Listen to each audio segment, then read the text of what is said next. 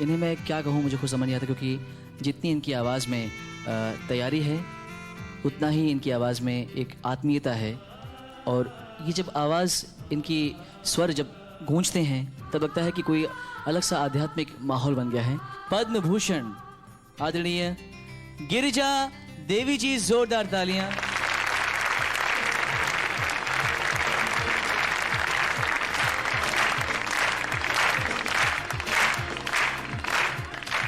और इसकी तारीफ हमारे बहुत बहुत बड़े कलाकार, म्यूज़िक डायरेक्टर और जो लोग भी आते हैं सब करते हैं कि अब तारीफ करने का शब्द बचा नहीं है। केवल एक ही शब्द बचा है कि जब तुलसीदास जी ने रामायण लिखा तो सभी की बहुत तारीफ किया, लेकिन सीता की तारीफ कुछ नहीं किया। तो लोगों ने पूछा कि तुलसीदास जी आपने सीता के सौंदर्य और उनकी खूबियों का कोई तारीफ नहीं किया। तो उन्होंने कहा कि माँ की कोई तारीफ नहीं होती है, इसलिए गजेंद्र सिंह और सोनू ये सब बच्चे हैं, माँ बेटी की तारीफ करेगी तो नज़र लग जाएगी, इसलिए मैं आशीर्वाद देती हूँ। मेरी विश्वनाथ जी से ये प्रार्थना है कि बहुत ही सफल ये प्रोग्राम हो। धन्यवाद। आज हम लोग 3 पीढ़ियों का समन्वय देखेंगे, संगम देखेंगे। और ये वो गायिका हैं जिन्हें आज की पीढ़ी की जो गायिकाएं हैं, उभरती हुई गायिकाएं हैं, वो अपना आइडल मानती हैं। बहुत ही मधुर आवाज़ है उनकी। हमारे बीच में आ रही हैं आदरणीय श्रीमती अनुराधा पौडवाल जी।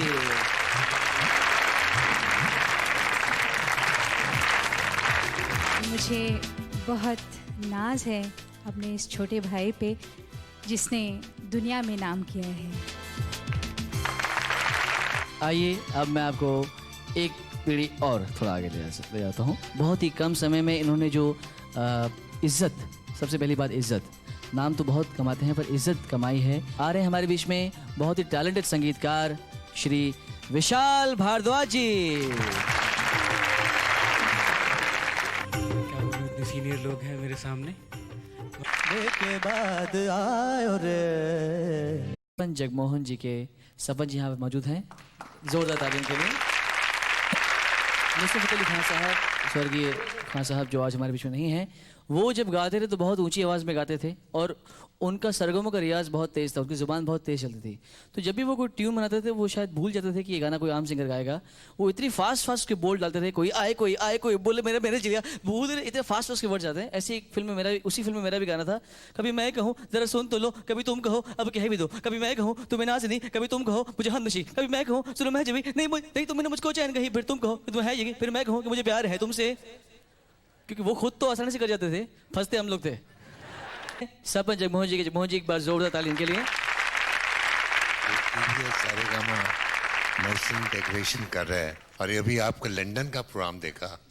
आई वॉज सो इम्प्रेस्ड कि आप अब पूरे दुनिया के म्यूजिक के थ्रू आप चाहते हैं कि मिल जाए और इतने इतने अच्छे कलाकार सुनने को मिले।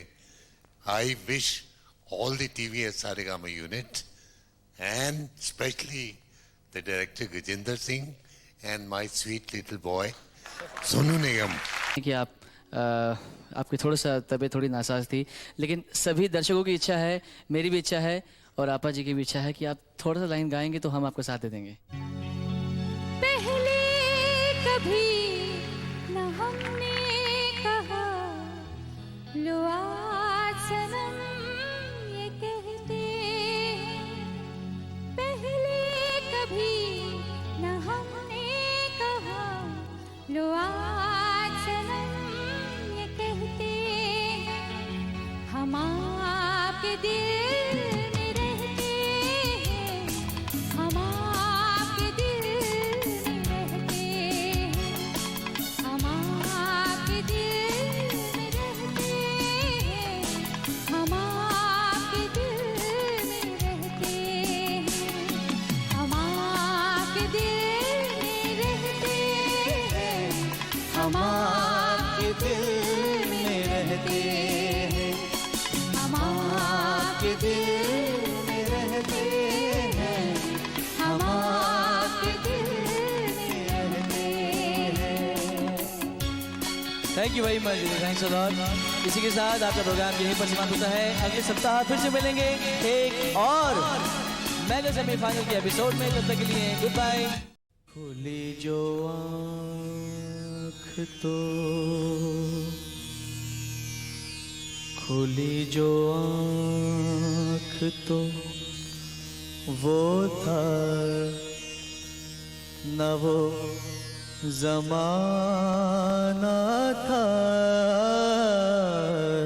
खुली जो आँख तो वो था न वो ज़माना था।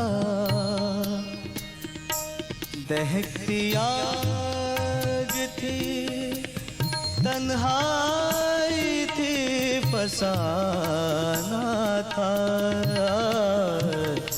खुली जो आँख तो वो था न वो ज़माना था।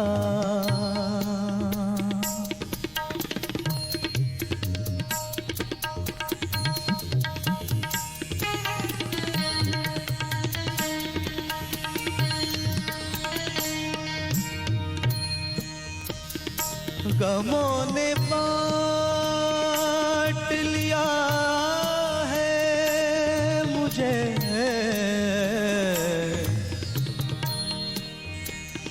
गमों ने बांट लिया,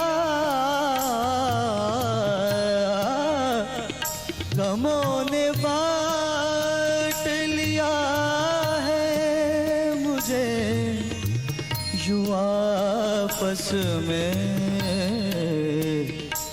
कि जैसे मैं कोई लूटा हुआ खजाना था।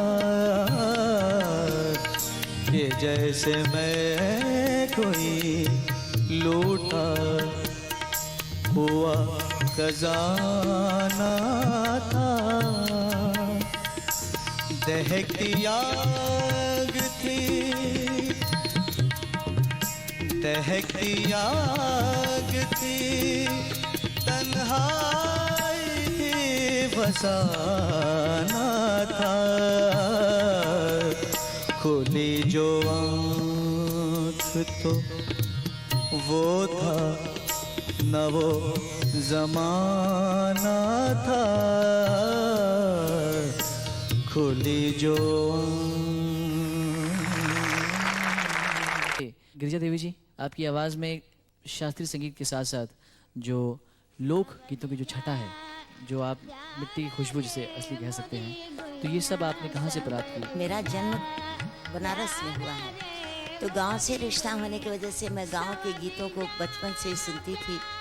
और फिर जब काशी आई तो मैं शास्त्रीय संगीत मेरे पिताजी ने मेरा शुरू करवाया, क्योंकि मुझे बचपन से ही कुछ ईश्वर की तरफ से ऐसा गिफ्ट था कि मैं सा करती थी, इसलिए गाने का शौक़ तो था ही।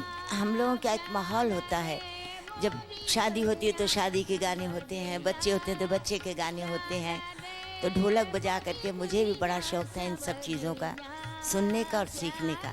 परंतु जो लोकगीत मैं गाती हूँ, होली, कजरी, चैती, झूला, बारामसी या पूर्वी दादरा या भजन, तो हर चीज़ को स्वर में लाना ये बनारस की एक खूबी है।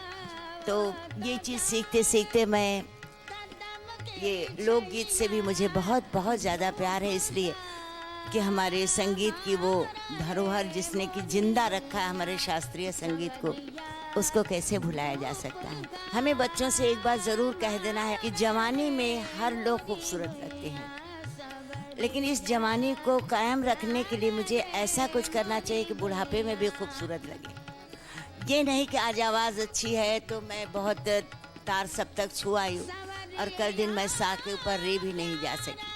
इसलिए रियाज बहुत ज़रूरत है। लोग कहते हैं मेरे पास वक्त नहीं है, मैं इससे बहुत चिढ़ जाती हूँ, क्योंकि हम भी यंग थे, हमारी भी शादी हुई, बच्चे भी हुए, और गाना कैसे सिखाते, वक्त निकाला जाता है। मैं 3:30 बजे रात को उठ करके अपना रियाज कर लेती थी 6 बजे तक। कोई नहीं बोलेगा। मैं 11 बजे दिन से 1 बजे तक खाने के पहले रियाज कर लेती थी। सब काम करके सिलाई भी करती थी, खाना भी बनाती थी, सब कुछ करती थी। सभी गुरु लोग कहते हैं कि शौक रखिए, लेकिन इस शौक को ऐसा करिए कि अपना एक जीवन बना लीजिए। तो मैं बहुत खुश हूँ अपनी बात, और क्या कहूँ। बहुत अच्छी बात है।